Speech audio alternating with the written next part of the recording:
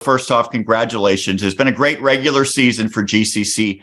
8-2 record. You win the conference championship outright. I know you set big goals from the start. To this point, where is the team at in terms of potentially achieving those goals? I said all year we had three major goals. First one was to win the conference. Second one was WPIAL, and third one was state. We accomplished goal number one. I know the kids and the team and the coaches are happy about that. But we have big goals, and hopefully we can continue and make the rest of them happen throughout the playoffs here.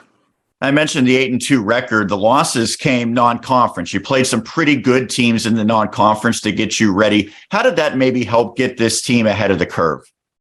I think it helped us immensely. I mean, we definitely played some really good teams. We've, starting off with Mount Pleasant, who's, a physical team who's in the playoffs. And then we went down to Bishop Canevin. I thought we played pretty well there in the first half, shot ourselves in the foot, and then kind of ran out of gas towards the end. Playing West Green with a good running back, and then going to Washington, tons of speed, tons of athletes out there. Definitely helped get us ready, I think, for our conference play. And I definitely think it gave us an edge over, a few other teams that maybe didn't have the challenges that we had. One thing that I've noticed even before the season started, and it certainly has played itself out, is you have so many different playmakers on offense. And I know a lot of times in the trenches is where games are won and lost, but I don't know that many schools can match up in terms of your receivers, running backs, and quarterback. How is that group?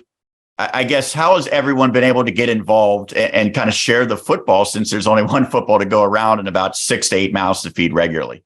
Yeah, we definitely have some weapons. And that's the key is, these guys, we told them at the beginning of the year, unselfish football was going to win us games. And these guys have been the epitome of that. They, every week we've had somebody new step up.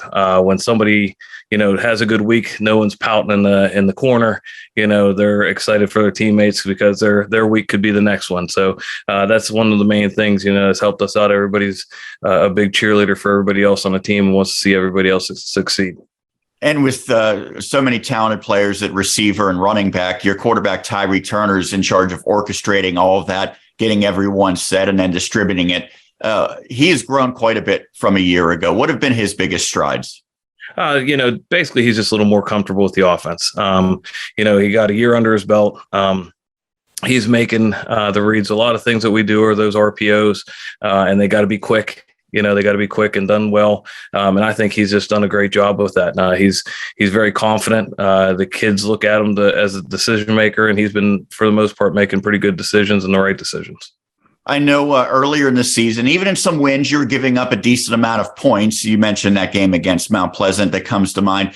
But more recently, you had, I think, 3 consecutive shutouts and did pretty well against Leechburg as well. So how has the defense improved, and maybe who are some of the guys that really stand out on that side of the ball?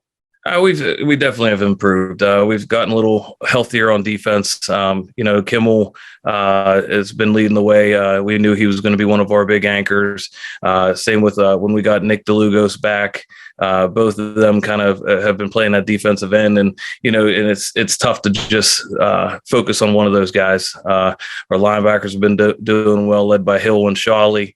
And then, overall, I think the secondary's played really well. We've really tightened it up and the run defense as well. So everything's just starting to come together. It just took us a little longer than we anticipated. So you mentioned one of the goals was to win the conference, and you had already been guaranteed at least a share or potentially a 3-way share of the conference heading into the final game of the season. But then you knock off Leechburg to win it outright. How important was that to you to get the conference championship outright, and how much do you think it maybe strengthened your resume heading into the playoffs? It's definitely important. We didn't want to share. We definitely wanted, to win it outright. That was one of our goals from the beginning.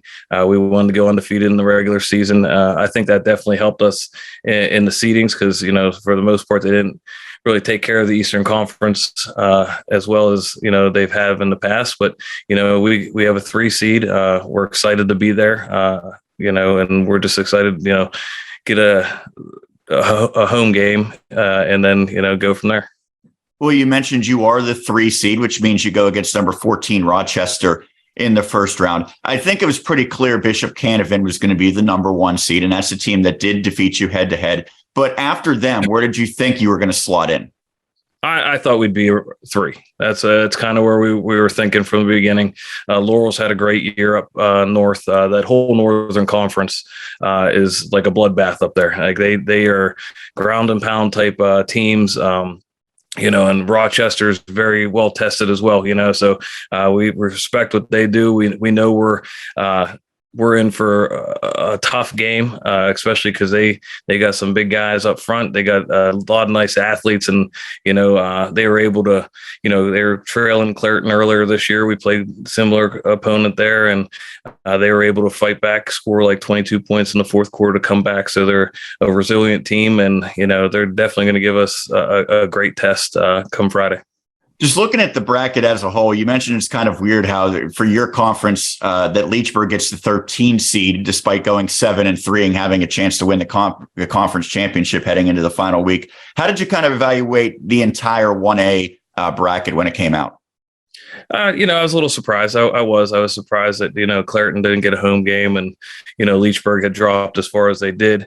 But it is what it is. And when it's all said and done, you're going to have to go out there. You're going to have to play your best game every week. And it doesn't matter who you line up against. If you don't give it your all or play your best, it's not going to happen for you. So we're just going to stress one game at a time and go from there. Well, the team that you're going to line up against is the Rochester Rams. And I know, if nothing else, they have a storied football history and a tradition. And they've been a pretty good team in recent years as well, making some deep runs. When you look at Rochester on film, what jumps out? Physical. They're extremely physical. They got some nice sized kids up front. Their coach has been there for a long time. And he's happy with 3 yards in a cloud of dust, so they're going to come right at you. We got to be able to, buckle down and stop their running attack. Defensively, they haven't been giving up a lot of points. If you go through, they've played, that Northern Conference, like I said, they got a tough schedule. They don't give up a lot of points. They're very aggressive on defense. They're not a team that's going to roll away, even when they're down by, 15 points, 20 points, whatever it is. They're going to keep on clawing back and do what they do best, and we got to stop it.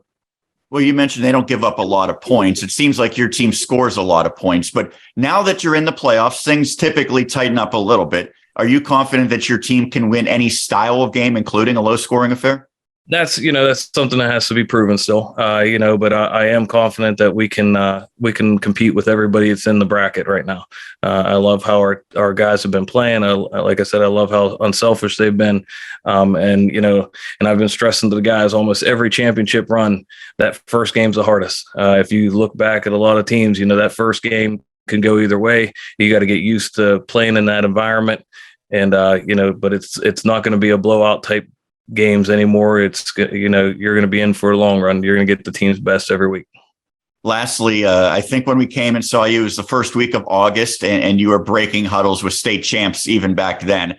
There's no doubt that it seems like you set a high bar. So heading into the playoffs now, and we'll see how it works out for you, would it be a massive disappointment to get anything shy of a WPIAL championship for your squad?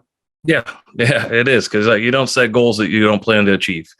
I'm a big believer in setting the bar high.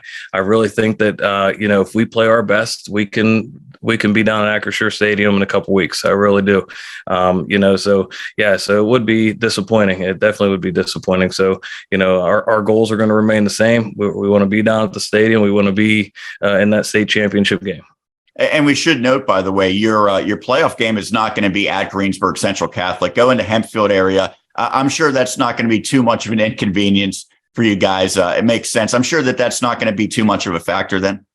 No, not at all. And honestly, I don't mind getting on the turf, rather than the grass surface. So definitely happy. Well, Marko, thank you so much for doing this. We appreciate your time, and good luck heading into Friday. All right. Thanks again for having me. Absolutely. Marko Thomas, the head coach for Greensburg Central Catholic.